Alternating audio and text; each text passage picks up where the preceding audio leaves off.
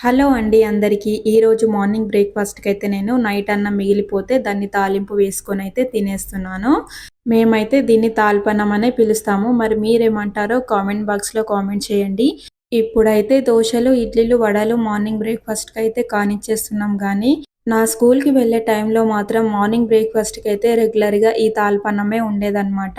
ఇంకా మా అమ్మ అయితే అప్పట్లో ఇంకా దారం మిల్‌కి ఇంకా వర్క్ అయితే వెళ్ళిపోయేది. మార్నింగ్ 6కే వెళ్ళిపోయేదనమాట. ఇంకా మా డ్యాడీ కూడా తొందరనే వెళ్ళిపోయేవారు వర్క్‌కి. వర్క్ విషయంలో మేము కొట్టుకోవద్దు అనేసి ఇంకా మా అమ్మ అయితే ముందుగాలనే ఆస్తి పంపకాలు చేసి వెళ్ళేదనమాట. బయట పనంతా నాకు అప్పజెప్పేదనమాట. ఇల్లు ఊడవడం, వాకిలి ఊడవడం, ఇంకా బోళ్ళు తోమడం ఇదంతా నా వర్క్ అనమాట. ఇంకా మా చిన్నక్క వర్కొచ్చేసి ఇంకా ఇంట్లో వంట చేయడం అనమాట.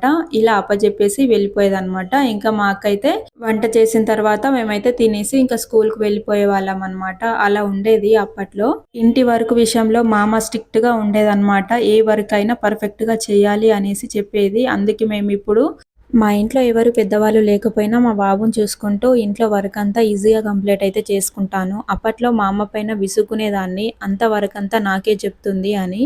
కానీ ఇప్పుడు అనుభవం ద్వారా నాకు అర్థమవుతుంది. మా అమ్మ అప్పుడు స్ట్రిక్ట్‌గా ఉండబట్టే ఇప్పుడంతా నేను ఏ వర్క్ అయినా గానీ ఈజీగా చేసుకోగలుగుతున్నాను. సరే గానీ ఒక చిన్న లైక్ ఇచ్చి సపోర్ట్ చేయండి.